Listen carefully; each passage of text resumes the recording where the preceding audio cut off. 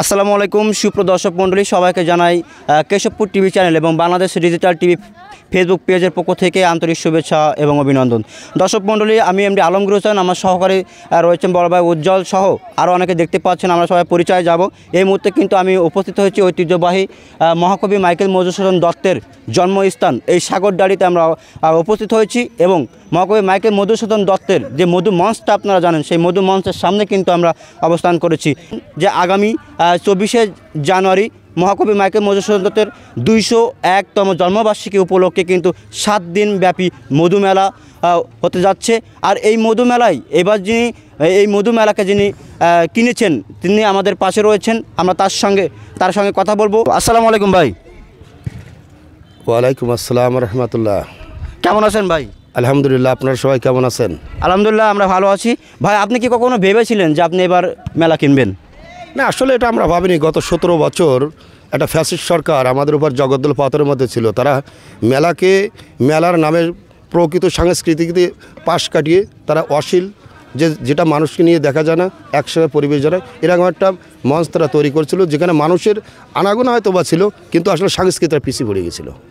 তো ভাই, আসলে কত টাকা দিয়ে এই মেলাটি আপনি কিনেছেন যদি আমাদেরকে একটু জানাতেন।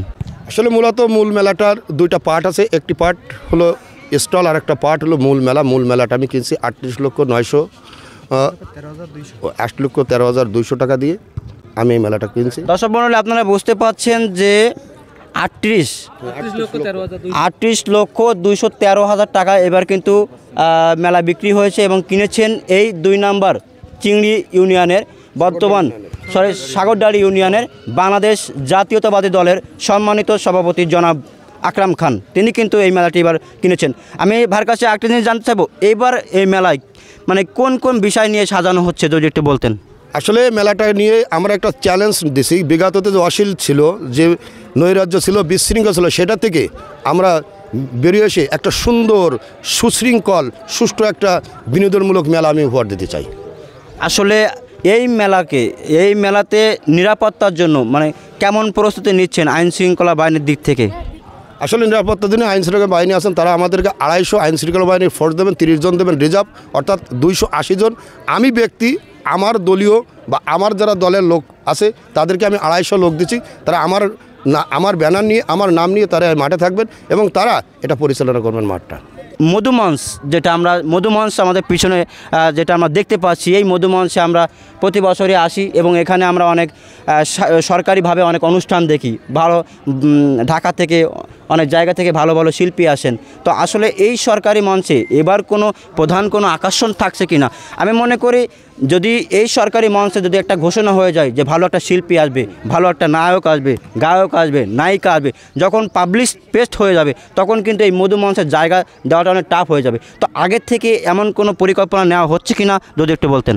আসলে আমাদেরকে আইন শৃঙ্খলা বাহিনীর স্বার্থে, মেলার স্বার্থে, মানুষের বিনোদন উপভোগ করার স্বার্থে প্রথম দিন 24 তারিখ আমাদের যে ক্যাবিনেট মিনিস্টার আছেন উনি আমাদের মেলা উদ্বোধন করবেন। এটা আমি বিশ্বাস সূত্রে একটা শুনতে পাচ্ছি, এখন আমাদের কাছে আসেন মানে অঘোষিতভাবে আমরা শুনতে পারছি।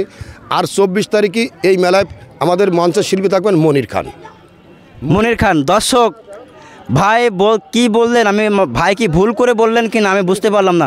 মনির খান মানে বুঝতে পারতেন সেই মনির খান, যে মনির খানকে আমরা টিভির পর্দায় দেখেছি, যে মনির খানকে আমরা হয়তো বা আমাদের অ্যান্ড্রয়েড ফোনে দেখেছি, সেই মনির খানকে আমরা এই মধু মঞ্চে দেখতে পাবো। আসলেই কিন্তু একটি অবাস্তব কথা, এটা কিন্তু বাস্তব হতে যাচ্ছে। 24শে জানুয়ারি আপনারা চলে আসবেন।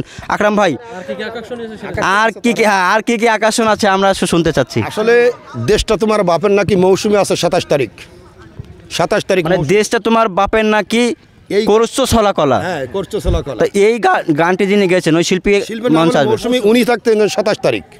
উনি 27 তারিখে এই মঞ্চে থাকবেন এবং 26 তারিখে কাজল থাকবে। কাজল যে কমেডি শিল্পী কাজল, উনি থাকবেন 26 তারিখে। অভিনেতা যে কাজল, উনি থাকবেন 27 তারিখে। এই তিনটা না, এরপরও আছে এখনও। এটা তো আমরা যেটা পাইছি আগে প্রতিদিন একটা করি, জাতীয় পর্যায়ের প্রতিদিন একটা করি শিল্পী এখানে থাকবে। মেলাটাকে আমরা টাকার দিকে না, এই মেলাটাকে আমি সাংস্কৃতিক অংশ হিসাবে আমরা নিয়েছি। এবং আমাদের ইউনো মহোদয় যিনি আছেন অত্যাধিক মানে ভালো মানুষ, উনি সাংস্কৃতিক মনোলোক, উনি আমাদেরকে সার্বিক সহযোগিতা করছেন। আমি ইউনো মহোদয়ের একটি কথা বলবো, বর্তমান ইউনো মহোদয় যিনি আছেন উনি সুচিন্তিতভাবে সুচিন্তিত মতামত দিয়ে মেলাটাকে সুন্দর করার জন্য সর্বাত্মক চেষ্টা করছেন। প্রতিনিয়ত তিনি আমাদের মেলার খোঁজখবর নেন এবং আমাদের মাঠে আসেন। অসংখ্য ধন্যবাদ সুপ্রদর্শক মণ্ডলী। আসলে আমরা এতক্ষণ কথা বলছিলাম যিনি এই মেলাটাকে কিনেছেন। 24শে জানুয়ারি যে মেলা শুরু হতে যাচ্ছে ইতিমধ্যে তিনি কিন্তু বলে দিয়েছেন প্রথম দিনের আকর্ষণ থাকছে বাংলাদেশের জনপ্রিয় কণ্ঠশিল্পী মনির খান থাকছে। আর তারপরে কিন্তু ডে বাই ডে কিন্তু আরও অনেক এরকম তারকা ব্যক্তিরা কিন্তু থাকবে। আপনারা যারা দেশ বা দেশের বাইরে থেকে আমাদের ভিডিওটা দেখছেন অবশ্যই আপনারা চলে আসবেন এবং লক্ষ্য রাখবেন 24শে জানুয়ারি। আসলে আমরা আজকের এই আলোচনা থেকে বিদায় জানাবো। তা আমরা এই মুহূর্তে আটখানে চলে যাচ্ছি আমাদের Bangladesh digital TV proprietor Mohammad Ujjwal Ali ভাইয়ের কাছে। উজ্জ্বল আলী ভাইয়ের কাছে আসসালামু আলাইকুম সুপ্রিয় দর্শক, এতক্ষণ কিন্তু কেশবপুর টিভি চ্যানেলে আলমগীর ভাই কিন্তু আপনাদেরকে সব কিছু জানিয়েছে। তো আপনারা সবাই যে মনির খানের কথাটা বললো এটাই কিন্তু সবথেকে বেশি আকর্ষণ আমার মানুষের কাছে। একজন জনপ্রিয় শিল্পী মনির খান, আমি শুনেই কিন্তু হতভম্ব হয়ে গেছি যে আমার ফ্যামিলি যারা আছে তাদেরকেও নিয়ে আসবে, এরকম একটা টার্গেট আমার হয়ে গেছে। সুপ্রিয় দর্শক, আমরা এই মধুমেলার যাত্রা বিশেষ একটা আকর্ষণ কিন্তু যাত্রাপালা, এটা কিন্তু সবার মনের ভিতরে ধুম করে ওঠে যাত্রা। তো যাত্রাপালা সম্পর্কে কিছু জানতে চাবো ভাইয়ের কাছে। আসলে আমাদের বর্তমান ডিসি মহোদয় উনি এখানে আসছিলেন, আমাদের আইন শৃঙ্খলা বাহিনীর সাথে কথা বলছিলেন, ইউনো মহোদয় ছিলেন এবং উদ্বোধন কর্মকর্তারা সবাই ছিলেন। তার মধ্যে তিনি আমাদেরকে যাত্রার জন্য একটা প্রস্তাব তিনি আমাদেরকে বলছিলেন যে যাত্রা নিয়ে ডিসি মহোদয় নিজে বলছিলেন আমার স্ত্রী আমার ফ্যামিলি নিয়ে আমি যাত্রা দেখব, আমরা যাত্রা দেখতে পারি এবং যাত্রা আমরা দিতে আমরা এটার পর বদ্ধপরিকর। আমাদের এখানে যে যাত্রা হবে আমি এখনও বলছি এবং আগেও বলছি এই যাত্রা সপরিবারে দেখার মতো একটা যাত্রা হবে যেখানে কোনো মানে অশ্লীলতার কোনো ছাপ থাকবে না, সবাইকে নিয়ে এই যাত্রা পরিবেশন করা হবে, এটা আমার বিশ্বাস। সুপ্রিয় দর্শক, আজকের এই অনুষ্ঠানের একেবারে মধুমঞ্চের সামনে থেকেই আমরা এখন বিদায় নিচ্ছি। সবাই ভালো থাকবেন, সুস্থ থাকবেন, আল্লাহ হাফেজ। এবং 24শে জানুয়ারি সবাই চলে আসবেন মনির খানকে দেখার জন্য। আল্লাহ হাফেজ।